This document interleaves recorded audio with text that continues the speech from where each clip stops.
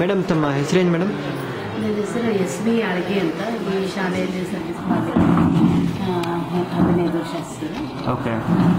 ಆಮೇಲೆ ಯಾವ subject teach ಮಾಡ್ತೀರಾ ಮೇಡಮ್? ಯಾವ ಕ್ಲಾಸ್ ಟೀಚ್? ನಲಿಕಲಿ ಅಂತ ಹೇಳಿ ನಲಿಕಲಿ ಕ್ಲಾಸ್ಗಳು 3 ಅದ ಸರ್. Okay okay. 1, 2 ಕಂಬೈನ್ಡ್ ಅದ ಸರ್. 3 ಪ್ರೈವೇಟ್ ಅದ. ಇಲ್ಲಿ ಸ್ಟಾರ್ ಇದ್ರ ಬಗ್ಗೆ ನಾ ಹೇಳ್ಬೇಕಂದ್ರೆ ಈಗ ಹಾಳಿ ಮತ್ತು ಹುಡುಗರಿಗೆ ಸ್ಟಾರ್ಗಳನ್ನ ಕೊಡ್ಲಿಕ್ಕತ್ತಾರ. ಸ್ಟಾರ್ ಕೊಡೋದು ಭಾಳ ಬೆಸ್ಟ್ ಅನ್ಸತ್ತಂತ. ಯಾಕಂತ ಕೇಳ್ರಿ, ಮಕ್ಕಳಿಗೆ ಸ್ಕೋಪ್ ಕೊಡ್ಲಿಕ್ಕೆ ಆಗ್ತದೆ.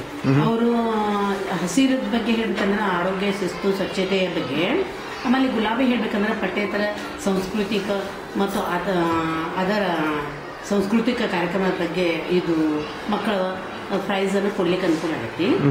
ಬಿಳಿಯನ್ನ ಪಠ್ಯ ಅಭ್ಯಾಸದ ಬಗ್ಗೆ ಓದು ಬರ ಲೆಕ್ಕಾಚಾರ ಯಾರು ಮಾಡ್ತಾರ ಅವ್ರಿಗೆ ಬಿಳಿಯನ್ನು ಕೊಡ್ತೀವಿ. ಅನಂತರ ಶಾಲೆಯಲ್ಲಿ ಬಿಟ್ಟ ಮಕ್ಕಳನ್ನ ಕರ್ಕೊಂಡು ಬಂದು ಮಗುವಿಗೆ 2 ಸ್ಟಾರ್ ಕೊಡ್ತೀವಿ.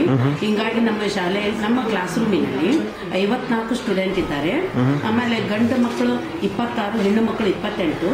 ಶಾಲೆ ಎಲ್ಲಾರು ಆ ದಿವಸ ಬಂದ ದಿವಸ ನಿಮ್ಮೆಲ್ಲರಿಗೂ ಸ್ಟಾರ್ ಕೊಡ್ತೀವಿ ಅನ್ನೋಣ ತಮ್ಮ ಆಜು ಬಾಜು ಇದ್ದಂತ ಹುಡುಗರನ್ನ ತಾವೇ ಕರ್ಕೊಂಡ್ ಬರ್ತಾರ. ಮತ್ತ ಅಲ್ಲಿ ಮಕ್ಕಳ ಗುಂಪು ಮಾಡಿದ್ದೀವಿ. ಆ ಗುಂಪಿನಲ್ಲಿ ಒಬ್ಬ ಲೀಡರ್ ಮಾಡಿವಿ. ಆ ಲೀಡರ್ ತನ್ನ ಯಾರು ಬರ್ಲಾರವ್ರಿಗೆ ಲೆಕ್ಕಾಚಾರ ಬಗ್ಗೆ ಅಲ್ಲಿ ಶಬ್ದಗಳನ್ನಾಗ್ಲಿ ಯಾರು ಹೇಳ್ಕೊಡ್ತಾನ ಆ ಲೀಡರ್ಗೆ ನಾವು ಸ್ಟಾರ್ ಒಂದು ಹೆಚ್ಚಿಗೆ ಕೊಡ್ತೀವಿ.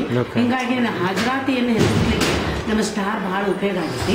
ಆಮೇಲೆ ಮತ್ತು ಈಗ ಸಾಂಸ್ಕೃತಿಕ ಏನಾದರೂ ಒಂದು ಪ್ರಯೋಗನ ಮಾಡೋಕ್ಕಾಗಲಿ, ಆಮೇಲೆ ಸಾಂಸ್ಕೃತಿಕ ಕಾರ್ಯಕ್ರಮ, ಹಾಡ ಗೀಡ ಕಥೆಗಳನ್ನು ಹೇಳಿದಂಥ ಮಗು ಸ್ಟಾರ್ ಕೊಡ್ತೀವಿ. ಆಮೇಲೆ ಈ ಹಿಂದೆ ಅವರು ಸೀಸ್ ಕಡ್ಡಿ, ರಬ್ಬರ್ ಪೆನ್ಸಿಲು, ರಬ್ಬರ್ ಪೆನ್ಗಳನ್ನು ಕೊಟ್ಟಿದ್ದಾರೆ. ಮತ್ತು ಅವರು ಜಗದೀಶ್ ಸರ್ ಬಂದಾಗ ಅವ್ರಿಗೆ ಬರೀ ಸರ್ ನೋಡಿ ಬರೀಲಿ ಅಂತ ಅವ್ರ ಕಡೆಯಿಂದ ಪ್ರೈಸನ್ನು ಕೊಡಿಸಿದ್ದು ಉಂಟು. ಅವರು ಕೂಡ ನೋಡ್ಯಾರ ನಮ್ಮ ಕ್ಲಾಸ್ನ. ಸರ್ವಸಾಧಾರಣ ನಮ್ಮ ಶಾಲೆಯಲ್ಲಿ ಓದು ಬರ ಲೆಕ್ಕಾಚಾರ ಬಹಳ ಅನುಕೂಲ ಆಗಿಬಿಟ್ಟದ ಮಕ್ಕಳಿಗೆ ಸ್ಕೋಪ್ ಕೊಡ್ಲಿಕ್ಕೆ. ಇದೇ ತರ ಮುಂದೆ ನೀವು ಸೀಸ್ ಕಡ್ಡಿ, ಆಮೇಲೆ ಪೆನ್ನು, ರಬ್ಬರ ಇನ್ನೂ ಹೆಚ್ಚು. ಆಮೇಲೆ ಇನ್ನೊಂದು ಪ್ರಶ್ನೆ ಇತ್ತು ನನಗೆ. ಇವಾಗ ಫಾರ್ ಎಕ್ಸಾಂಪಲ್ ಮಕ್ಕಳು ಯಾವುದೋ ಒಂದು ಲೆವೆಲಲ್ಲಿ ಓದ್ತಿರ್ತಾರೆ. ನಿಮ್ದು ಎಷ್ಟನೇ ತರಗತಿ ಕ್ಲಾಸ್ ಮೇಡಮ್? 3ನೇ ಕ್ಲಾಸ್. 3ನೇ ಕ್ಲಾಸ್. ಸೊ 3ನೇ ಕ್ಲಾಸಲ್ಲಿ ಒಂದು ಸುಮ್ಮನೆ ಒಂದು ಎಕ್ಸಾಂಪಲ್ ಹೇಳ್ತೀನಿ.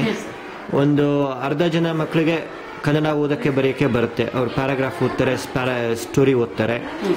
ಒಂದು ಅರ್ಧ ಜನಕ್ಕೆ ಬರೋದಿಲ್ಲ ಅಂತ ಇಟ್ಕೊಳ್ಳಿ. ಆ ಬರದೇ ಇರೋ ಮಕ್ಕಳಿಗೆ ಸ್ಪೆಸಿಫಿಕ್ ಆಗಿ ಏನಾದರೂ ಮಾಡ್ತೀರಾ ಅಥವಾ ಶಿಕ್ಷಣ ಫೌಂಡೇಶನ್ ಏನಾದ್ರು ಸ್ಪೆಸಿಫಿಕ್ ಆಗಿ ಮಾಡ್ತೀರಾ? ಅವರು ನಾವು ಹೇಳ್ಬೇಕಂದ್ರೆ ಸರ್, ಬರದೇ ಯಾವ ಮಗುವಿಗೆ ಬರಂಗಿಲ್ಲ, ಬಂದಂತ ಮಗುವಿನ ಜೊತೆಗೆ ಒಡನಾಟನ ಹೆಚ್ಚಿಗೆ ಬೆಳೆಸ್ತೀವಿ. ಆಮೇಲೆ ಹಂಗ ಮತ್ತು ಅವ್ರ ಗುಂಪು ಇರ್ತದೆ ಸರ್. ನಿಮ್ಮ ಗುಂಪಿನಲ್ಲಿ ಯಾರು ಓದೋ ಬರ್ತದ, ಯಾವ ಗುಂಪಿಗೆ ಇದು ಆಗ್ತದ ಅವ್ರಿಗೆ ಪ್ರೈಸ್ ಕೊಡ್ತೀವಿ, ಸೀಸ್ ಕಡೆ ಕೊಡ್ತೀವಿ, ರಬ್ಬರ್ ಕೊಡ್ತೀವಿ, ಹಿಂಗೆಲ್ಲ ಆಸೆ ಪೆನ್ ಕೊಡ್ತೀವಿ ಅಂತ ಹಿಂಗೆ ಹೇಳೋಣ. ಆ ಮಗುವಿನ ಜವಾಬ್ದಾರಿ ಇನ್ನೊಂದು ಬಂದಂತ ಓದು ಬರ ಬಂದಂತ ಮಗು ವಹಿಸ್ಕೊತದೆ ಸರ್. ನಮ್ಮ ಸ್ವಲ್ಪ ಅರ್ಧ ಪ್ರಮಾಣದಾಗ ನಾವು ಲೀಡರ್ ಕೆಲಸಗಳನ್ನ ಭಾಳ ಮಾಡ್ಕೊತೀವಿ. ಆಮೇಲೆ ಅದು ನೀವು ಕ್ಲಾಸ್ ಟೈಮಲ್ಲೇ ಮಾಡ್ತೀರಾ ಅಥವಾ ಪರಿಹಾರ ಬೋಧನೆ ಟೈಮಲ್ಲಿ? 4:15 ಚಾಲು ಸರ್. 4:30 ಪರಿಹಾರ ಬೋಧನೆ. ಅಲ್ಲಿ ಒಂದಿಷ್ಟು ಮಕ್ಕಳು, ಸುಮಾರು 54 ಮಕ್ಕಳಲ್ಲಿ ಈಗ ಒಂದು 10-15 ಮಗು ಹಂಗ ಪರಿಹಾರ ಬೋಧನೆಗೆ ಒಳಗೊಂಡೆ ಸರ್. ಆ ಮಗುವಿನ 4:15ರಿಂದ 5 ತನ ಅದೇ ಕೆಲಸ ಮಾಡ್ತೀವಿ. ಅವ್ರಿಗೆ ಹಾಳಿಯಲ್ಲಿ ಅಲ್ಲೇ ನಾವು ಮುಂದೆ ಕುಂತ್ಕೊಂಡು ಬರೀಲಿಕ್ಕೆ ಹಚ್ಚತೀವಿ. ಇನ್ನು ಉಳಿದ ಗುಂಪಿನಲ್ಲಿ ಲೀಡರ್ಸ್ಗಳು ಇರ್ತಾರಲ್ಲ, ಅವ್ರು ನೋಡ್ಕೊತಿರ್ತಾರ. ನಾ 15 ಮಕ್ಕಳನ್ನ ಕರ್ಕೊಂಡು ನನ್ನ ಕ್ಲಾಸ್ ಅನ್ನು ಮೇಂಟೈನ್ ಮಾಡ್ತೀನಿ. ನೀವೇ ಪರಿಹಾರ ಬೋಧನೆ ನಡೆಸ್ತೀರಿ ನಿಮ್ಮ ಶಾಲೆಗೆ, ನಿಮ್ಮ ತರಗತಿಗೆ? ಹೌದು ಸರ್. ಆಮೇಲೆ ಜಗದೀಶ್ ಸರ್ ಬಂದಾಗ, ಇವ್ರು ಬಂದಾಗ ಬಂದಿರ್ತಾರ, ಕ್ಲಾಸಿಗೆ ಬಂದಿರ್ತಾರ. ಆಮೇಲೆ ನಾ ಹೇಳ್ತೀನಿ, ನೀವು ಬಂದಾಗ ಒಂದು ಸ್ವಲ್ಪ ನಮ್ಮ ಕ್ಲಾಸಿಗೆ ಅವ್ರು ವಿಸಿಟ್ ಕೊಡ್ತಿರ್ತಾರೆ. ಅವ್ರಿಗೇನೋ ಅವ್ರ ಕಡೆ ಪ್ರೈಸ್ ತೋರ್ಕನು ಖುಷಿ ಭಾಳ ಸರ್. ಅವ್ರ ಕಥೆಯನ್ನ, ಹಾಡನ್ನ, ಆಮೇಲೆ ಶಬ್ದಗಳನ್ನ ಕೇಳ್ತಾ ಇರ್ತಾರೆ. ಸಣ್ಣ ಸಣ್ಣ ಲೆಕ್ಕ, 3ಕ್ಕೆ ಸಂಬಂಧಪಟ್ಟಂತ ಲೆಕ್ಕನ ಜಗದೀಶ್ ಸರ್ ಬಂದು ಹೇಳ್ತಿರ್ತಾರೆ.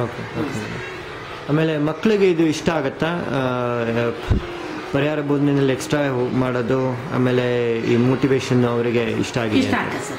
ಬರ್ಲಾರ್ದು ಇವತ್ತು ನಾವು ಒಂದು ಲೆಕ್ಕ ಹೇಳಿದ್ವಿ ಅಂದ್ರೆ ಆ ಹುಡುಗಿ ಮತ್ತೆ ತಮ್ಮದೇ ಆದ ಕರೆಹಲಿಗೆ ಅದ. ನೀವು ಕ್ಲಾಸ್ ರೂಮ್ ವಿಸಿಟ್ ಕೊಟ್ಟಾಗ ನೋಡ್ಲಿಕ್ಕತ್ರಿ. ಆಮೇಲೆ ಕರೆಹಲಿಗೆ ಮ್ಯಾಗ ನನಗೆ ಇವತ್ತು ಈ ಲೆಕ್ಕ ಬಂತಲ್ಲ ಅಂತ ಖುಷಿ ಪಡ್ತದ. 4 ಶಬ್ದಗಳನ್ನ ಬರೆಯಕ್ಕೆ ಹೇಳಿದಾಗ ಅಲ್ಲಿ 2 ತಪ್ಪಿರಬಹುದು, ಅದನ್ನ ಮತ್ತೆ ಪದೇ ಪದೇ ರಿಪೀಟ್ ಮಾಡಿಸ್ತೀವಿ ನಾವು. ಬೋರ್ಡ್ ಮೇಲೆ ರಿಪೀಟ್ ಮಾಡ್ತೀವಿ. ನಾವು ಬಂತಲ್ಲ ಅಂತ ಬಹಳ ಖುಷಿ, ಸಂತೋಷ ಪಡ್ಕೊತೀವಿ ಸರ್. ಆಮೇಲೆ ಸೀಸ್ ಕಡ್ಡಿ ಕೊಡ್ತೀವಿ ಅವರಿಗೆ. ತುಂಬ ಥ್ಯಾಂಕ್ಸ್ ಮೇಡಮ್.